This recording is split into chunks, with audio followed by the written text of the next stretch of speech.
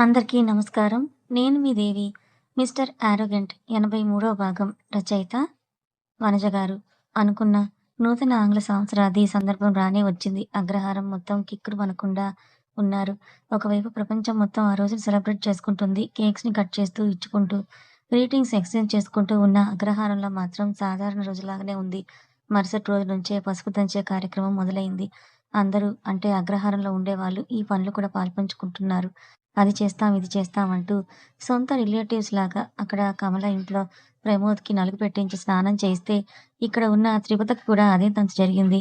క్రిష్, మహితని చూస్తూ ఉన్నారు తప్ప ఎవరు ఏమీ రియాక్ట్ అవ్వలేదు. మధ్యాహ్నంకి అన్నీ కొంచెం సర్దుకున్నాక ఇంకా పెళ్లి కార్డ్స్ ప్రింట్ చేయించడానికి శర్మ గారు టౌన్‌కి వెళ్తుంటే ఆయనతో పాటు శాస్త్రి గారు కూడా కదిలారు. ఇవన్నీ చూస్తున్న హరిత బృందాలు కేవలం బొమ్మల్లాగా పనిలో సాయం చేస్తున్నారే తప్ప ఏమీ చెప్పడం లేదు. క్రిష్ ఆ రోజు నుంచి త్రిపుతని చూడడం పూర్తిగా మానేశాడు. అమ్మ వాళ్ళిద్దరి గురించి మనమే ఇంట్లో చెప్పేస్తే అప్పుడు ప్రమోద్ అన్నయ్యకి, త్రిపుత వదినకి పెళ్లి జరగదు కదా! ఏమంటావంటూ బృంద ఐడియా ఇవ్వడంతో అప్పుడు గాని ఇంకా కొంపలంటుకోవు బృంద. కన్నా మైండ్‌లో ఏదో ఒకటి ఉండే ఉంటుంది. మనం బంధువులుగా రాలేదు. ఈ ఇంటికి ప్రస్తుతం అతిథులుగానే ఉన్నాము. అలాగే ప్రవర్తిద్దాం అని చెప్పి శ్యామల అరిసెలు చేస్తుంటే వాటిల్లో హెల్ప్ చేస్తుంది హరిత. బృందా కూడా అటు వీళ్ళిద్దరికీ సాయంగా ఉంది. త్రిపుత బయటికి గట్టిగా ఏడవలేక సిట్యుయేషన్ చేతుల్లో ఉన్నా కూడా వాటిని యూజ్ చేసుకోకుండా సైలెంట్‌గా ఉంది. ఇక బంగారం కొనడం కోసం ఆ ఇంటి వాళ్ళు, ఈ ఇంటి వాళ్ళు బయలుదేరారు. వాళ్ళలో క్రిష్ కూడా ఉన్నాడు. అది టౌన్ కాదు.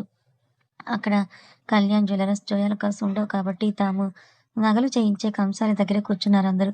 ఆయన నగల బుక్ తీసి మొన్నే శాస్త్రి గారొచ్చి పాత బంగారం ఇచ్చి వెళ్లారు. దాన్ని కరిగించి కొత్త నగలు చేయమంటారా? లేకుంటే వాటికి మెరుగులు దిద్దించమంటారా? అని ఆయన అడగడంతో భర్తను చూసే పని లేకుండా కంసాలి గారు, మీకు మా ఇంట్లో గురించి తెలియని సంగతులు ఏమున్నాయి? అవి మా పరువుని పణంగా పెట్టి లేచిపోయిన మా పెద్ద మరదలివి కాబట్టి కరిగించేయండి. వాటి కోసం నగలు తర్వాత చేపిస్తామని అంటుంటే క్రిష్ పిడికిలి బిగుసుకుంది. కోపంతో ఏమైనా అంటాడేమో అని క్రిష్‌ని చూసిన ప్రమోద్ అతని చేతులు పట్టుకొని కామ్ డౌన్ చేశాడు. ఇంకా ఆ కరిగించింది బిస్కెట్లుగా చేసి ఇవ్వండి.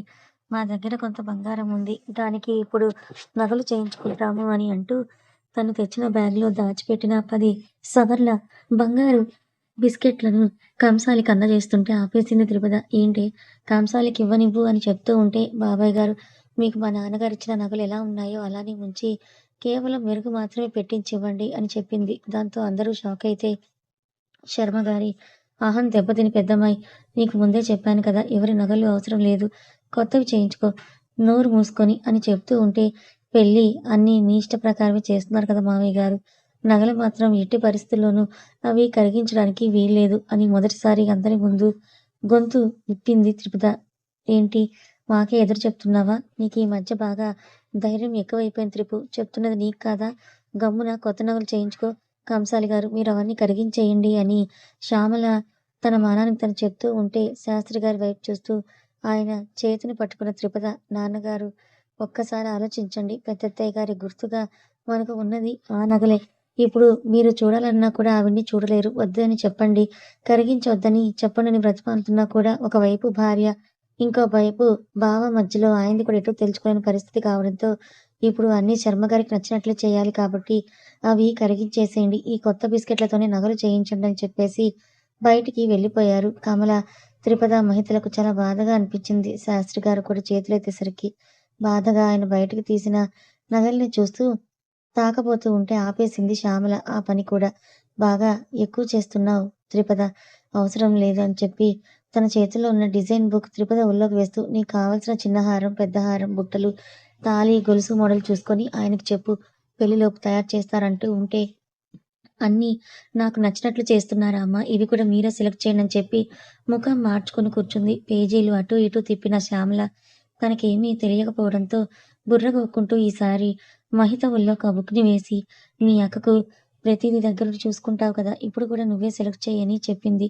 మహిత మాత్రం ఏమంటుందో దిక్కులు చూస్తూ ప్రమోద్ లేదా క్రిష్ ఏమైనా హెల్ప్ చేస్తారేమో అని వాళ్ళ వైపే చూసేసరికి క్రిష్ కళ్ళార్పడంతో కాస్త నమ్మకం వచ్చి వాటిల్లో తనకు నచ్చిన ప్లస్ తిరుపతికి కూడా సూట్ అయ్యేలాగా డిజైన్స్‌ని ఆర్డర్ ఇచ్చేసింది. ఆర్డర్ ఇచ్చిన గోల్డ్ ఇచ్చి చేయించుకుంటున్నందుకు పరుగులు కొన్ని అన్నీ రాసి వీళ్ళది బంగారం ఇచ్చినా కూడా ఇంకా 1,00,000 పైగానే డబ్బులు పడతాయని ఆ కంసాలి క్యాలిక్యులేషన్ వేస్తుంటే, దానికి శ్యామల బేరమాడి రౌండ్ ఫిగర్ 1,00,000 చేసి అడ్వాన్స్‌గా 30,000 చేతిలో పెట్టి, నగలు తీసుకున్న రోజు మిగతావిస్తాము జాగ్రత్తగా చేయండి అని చెప్పేసి బయటకొచ్చింది. అందరూ వెళ్ళిపోయాక అక్కడే ఆగిన క్రిష్ ఒకసారి ఇందాక చూపించిన ఆ నగలిస్తారా అని అడగటంతో ఒకరికి ఇలా ఇవ్వను బాబు అని ఆయనంటే, పర్లేదు నేను కూడా వాళ్ళ మనిషినే అని చెప్పాక, ఆయన మూటలో ఉన్న నగల్ని తీసి పరవడంతో ముఖ్యంగా ఓల్డ్ మోడల్‌లో ఉన్న పింక్, గ్రీన్ స్టోన్స్ పికాక్ హారాన్ని చేతిలో తీసుకున్నాడు క్రిష్ బాబు. పెళ్లి కాకముందు ఫోటోల్లో కొన్ని త్రిపుర గారివి చూశాడు. అందులో ఆమె వేసుకుంది ఆ హారం. కొంచెం రంగు తగ్గినట్టుగా అనిపించినా కూడా వాటి కాంతి నైపుణ్యం కోల్పోవు కాబట్టి ఇంకా త్రిపుర గారు వాటిల్లోనే సజీవంగా ఉన్నట్లుగా ఫీలైన క్రిష్ బాబు ఆ హారాన్ని తీసి పెదవులకు కట్టుకున్నాడు. నగలన్నిటిని ఒకసారి తాకి ఇవన్నీ ఎంతవుతాయి అని అడిగాడు. దాదాపు 8 సవర్లకు పైగానే ఉంది బాబు. ఇప్పుడున్న బంగారం ప్రకారం ఒక సవరు డబ్బులు అని ఆయనవేవో లెక్కేస్తుంటే, అవన్నీ కాదు మొత్తం ఎంతవుతాయో అమౌంట్ చెప్పండని అడిగాడు క్రిష్ బాబు. మొత్తంగా 10,00,000 అని చెప్పగానే ఫస్ట్ టైమ్ తన దగ్గర ఉన్న ప్రకాష్ గారి కార్డ్ యూజ్ చేసి ఆ 10,00,000 కట్టేశాక నగలు తన చేతుల్లోకి పూర్తిగా తీసుకున్నాడు క్రిష్ బాబు. వాళ్ళకి తెలిస్తే నింద నా మీద పడుతుంది బాబు అని చెప్పడంతో, అంతవరకు రాదులెండి. ఆ 10,00,000 కూడా మీ దగ్గరే ఉంచి ఇందాక ఆ అమ్మాయి సెలెక్ట్ చేసిన మోడల్స్ అన్నీ ఇంకో పెయిర్ చేసి ఉంచండి అని చెప్పి అక్కడి నుంచి వచ్చేశాడు క్రిష్.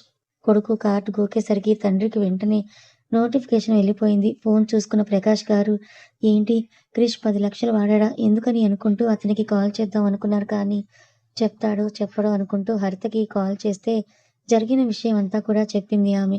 అవును కదా! త్రిపుర నా దగ్గరికి కట్టుబట్టలతో వచ్చేసింది. తన నగలన్నీ ఆ ఇంట్లోనే ఉన్నాయని అనుకుంటూ ఉంటే, అయితే కన్నా అక్క నగలు తీసుకోవడానికే ఆ డబ్బులు వాడుంటాడండి అని చెప్తే, అదే అయ్యుంటుంది అని అంటూ ఇక్కడ అప్డేట్స్ కనుక్కొని కాల్ కట్ చేశారాయన. వెంటనే ఆయన ఫోన్ క్రిష్ కాల్‌తో మోగేసరికి లిఫ్ట్ చేసి చెప్పు క్రిష్ అనడంతో, మీకు మళ్ళీ నేను చెప్పాల్సిన అవసరం లేదనుకుంటాను. నోటిఫికేషన్ వచ్చుంటుందిగా. ఎందుకు వాడానో కూడా ఈ పాటికి తెలుసుకునే ఉండుంటారు అని అనగానే, త్రిపుర నగల కోసమే కదా అనడంతో, మా అమ్మ నగలు నా దగ్గరికి తెచ్చుకోవడానికి వాడుకున్నాను. అది కూడా నా దగ్గర లేదు కాబట్టి. కానీ ఎప్పటికైనా మీ 10,00,000 ఇచ్చేస్తానని చెప్పాడు. వీడికి వాళ్ళ అమ్మకున్నంత ఎగో ఉందనుకుంటూ, నువ్వే ఇలా అంటే నేను నీకు రాననురా అనుకుంటూ అప్పుగా అంటున్నావు మరి ఇంట్రెస్ట్ ఇచ్చేదేం లేదా అని ప్రకాష్ గారు కూడా అడిగేసరికి, ఇస్తాను విత్ ఇంట్రెస్ట్ అని క్రిష్ అంటే, ఇంతకీ నా ఎంట్రీ ఎప్పుడనుకుంటున్నావని ఆయన అడగడంతో, మీ పెద్ద మేనకోడలు పెళ్లి దగ్గరుండి చూస్తారో లేదో కానీ, చిన్న మేనకోడల పెళ్లికి మాత్రం వచ్చేయండి అని చెప్పి కాల్ కట్ చేసిన క్రిష్ సైడ్ స్మైల్ ఇచ్చాడు. వీడు అస్సలు ఏమనుకుంటున్నాడు? నాకేం తెలియడంలా అని ఫీలవుతూ ప్రకాష్ గారు తన పాలిటిక్స్ విషయంగా గురించి ఆలోచిస్తూ చాలా తెలుసుకుంటూ ఉన్నారు. సాయంత్రానికి ఇంటికొచ్చి పడ్డ అందరూ చీరలవి కొనాలంటే రేపు వెళ్దాంలే కానీ ఎల్లుండి మొత్తంగా ఆ రోజుకి కేటాయిద్దాము అని చెప్పుకొని రెస్ట్ తీసుకున్నారు. మహిత కోసం హిమ వచ్చింది. తనని పెరట్లోకి లాక్కెళ్తూ, ఏంటే మా అమ్మ చెప్పింది నిజమేనా అని అడిగితే, మీ అమ్మ ఏం చెప్పిందో నాకెలా తెలుస్తుందే అని అంటూ జామకాయను కొరుక్కుంటూ తింటున్న మహిత రిప్లై ఇవ్వడంతో, ఆమె మాడు మీద ఒక్కటి పీకి ఓవర్ యాక్షన్ చెయ్యొద్దు. ఇప్పుడు నువ్వేమో ప్రమోద్ అన్నయ్యని లవ్ చేశావు. నీ పెళ్లి క్రిష్ అన్నయ్యతో ఫిక్స్ అయిందంట కదా! మరి దాని గురించి నువ్వేమీ మాట్లాడవా? అని అంటూ ఆమె అడిగేసరికి, ఓ అదా! పెద్ద బావ అక్కకి పెళ్లయిపోతుంది కదా! అందుకని నేను చిన్న బావని చేసుకుందామని ఫిక్స్ అయ్యాను అని చెప్పగానే కొంచెం కూడా భయం లేకుండా అయిపోయాయి అని అంత లవ్ చేసి ఇప్పుడు ఇంట్లో వాళ్ళ కోసం తలదించుకుంటున్నావా? త్రిపుత అక్కకి తెలుసు కదా నీ లవ్ మ్యాటర్. అయినా ఎందుకు తను సైలెంట్‌గా ఉంది అని అంటుంటే, అక్కడ అక్కకే తన గురించి మాట్లాడడానికి రైట్ లేదు. ఇక నా కోసం ఏం మాట్లాడుతుంది ప్లీజ్. ఆ రోజుకి ఏం జరగాలో అదే జరుగుతుంది. నువ్వు మాత్రం నాకు ఇవన్నీ గుర్తు చేసి టెన్షన్ పెట్టకే అని అంటుంటే, హిమ మాత్రం ఈ విషయం ఎలా అయినా క్రిష్ అన్నయ్యకి చెప్పాలి. అతను చూస్తే మంచివాడిలాగానే ఉన్నాడు.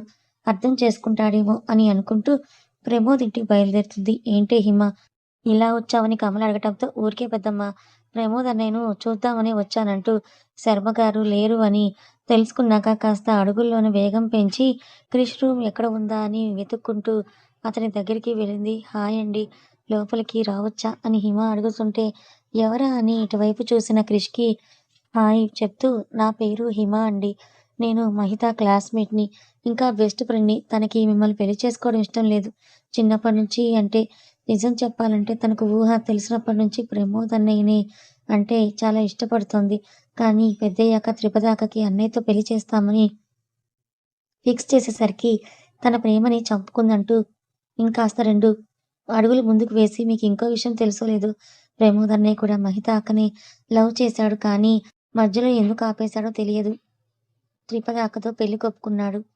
మీరు కొంచెం తప్పుకుంటే మహి ఏవో ప్లాన్లు వేసి ప్రమోద్ అన్నయ్యను పెళ్లి చేసుకుంటుంది అని చెప్పేసరికి ఇవన్నీ నాకు తెలుసు కానీ ప్రమోద్ కూడా మహితని లవ్ చేశాడా? అని క్రిష్ అడగడంతో అవునండి. ఇవన్నీ ప్రమోద్ అన్నయ్య తన డైరీలో రాసుకున్నాడు. అది మహిత దగ్గరే ఉంది కదా! ఆ డైరీ చూస్తుంటేనే మాకు అర్థమైందని హిమ తను చెప్పాలనుకున్నది చెప్పేసి శర్మగారు వచ్చిన అలికిడి అవ్వడంతో ఆయన కంట పడకుండా అని ఇంటికి పరిగెత్తింది. ఓహ్ గాడ్! అసలు వీళ్ళేంటి మరి ఇలా ఉన్నారు? ఇద్దరు ఒకరినొకరు లవ్ చేసుకుంటే బయటికి చెప్పుకోవచ్చు కదా!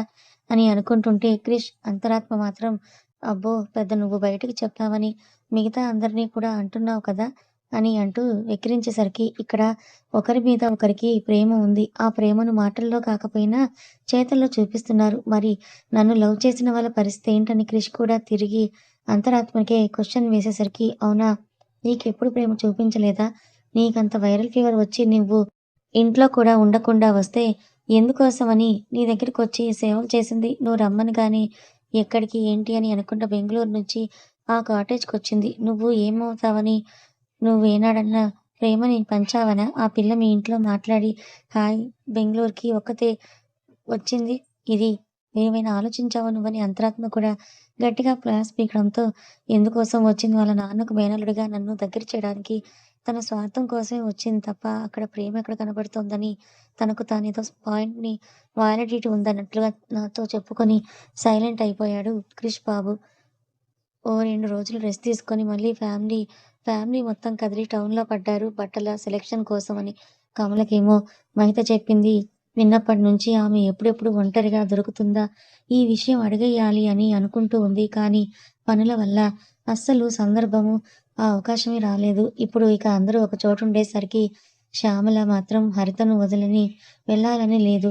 ఆమెనే పట్టుకొని తిరుగుతూ మహితకు కూడా సెలక్షన్ చేయమని అడిగింది. ఇవన్నీ ఇప్పుడే ఎందుకండి? నిశ్చితార్థం ముందు కావాలంటే మళ్ళీ రావచ్చు. ముందు త్రిపుత పెళ్లి కాబట్టి తనకి చీరలు సెలెక్ట్ చేయండి అని అంటూ అప్పటికి తప్పించుకుంది హరిత. త్రిపుతకి అసలు మనసు ఇక్కడ ఉంటే కదా అవన్నీ సెలెక్ట్ చేయడానికి. అందుకే సెక్షన్ వైపు వెళ్ళి సెలక్షన్ కష్టం మొత్తం శ్యామల మీద వేసేసి తను క్రిష్ ఎక్కడున్నాడా అని ఒకసారి అతనితో మాట్లాడదామా అని వెతుకుతుంటే క్రిష్ బాబు మాత్రం జెంట్స్ సెక్షన్‌లో ప్రమోద్‌కి తోడుగా కూర్చున్నాడు. ఆమె ఇప్పుడే వస్తానని పక్కకు వెళ్తుంటే శ్యామల ఎక్కడికని అడిగింది. వాష్‌రూమ్‌కి వెళ్ళేసి వస్తానమ్మా అని చెప్పి వీళ్ళు ఎక్కడున్నారా అని వెతుక్కుంటూ వెళ్తుంటే ఇలాగే జెంట్స్ సెక్షన్ వరకు రాబోతుంటే అక్క నిన్ను ఆ అన్న అక్కడికి రమ్మన్నాడని చెప్పాడు. ఒక బాబు అటువైపు చూసిన క్రిష్‌కి షర్ట్ సైజ్ చూసుకుంటూ ప్రమోద్ అటు ఇటు చూస్తూ క్రిష్ కనపడగానే క్రిష్ గారే రమ్మన్నారేమో అని అనుకుంటూ ఎక్కడికి వెళ్ళాలి నాన్న అని చెప్పగానే ట్రయల్ రూమ్ ఉంది కదా అక్క అక్కడ అన్న వెయిట్ చేస్తుంటారట అని చెప్పి పరిగెత్తాడు ఆ బాబు. ఎవరూ చూడకుండా అక్కడికి వెళ్ళిన త్రిపుత క్రిష్ కోసం ఆ ట్రయల్ రూమ్ బయటనే ఎదురు చూస్తూ ఉంటే సడన్‌గా ఒకరు త్రిపుత చెయ్యి పట్టుకొని ఆ రూమ్‌లోకి లాగేసి లోపల నుంచి గడియ పెట్టేశాడు. క్రిష్ ఏమో అనుకుని అటువైపు తిరిగితే ఎదురుగా కళ్యాణ్ నీ చెల్లి 10 మందిలో నన్ను కొడితే నువ్వు 100 మందిలో నా మీద చెంపదెబ్బ వేశావు. నిన్ను అంత ఈజీగా ఎలా వదిలిపెడతాని?